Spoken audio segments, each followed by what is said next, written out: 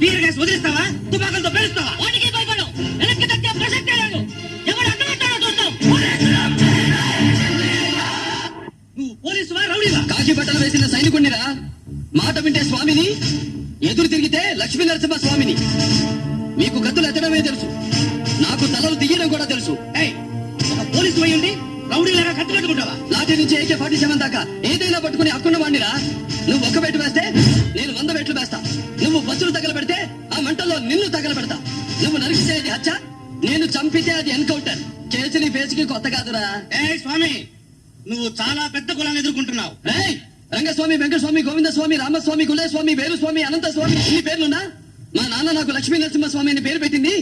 అవసరమైతే ఆయుధం లేకుండా గోడతో నీలాంటి వాళ్లను చీల్చి చంపడానికి రా వస్తావా చస్తావా ఎవడైనా అడుగు ముందుకేస్తే కత్తులు రాళ్ళు సోడా పుట్లు పెట్టేంత మాట్లాడా నేను భయపడి పారిపోతాం అనుకుంటున్నారా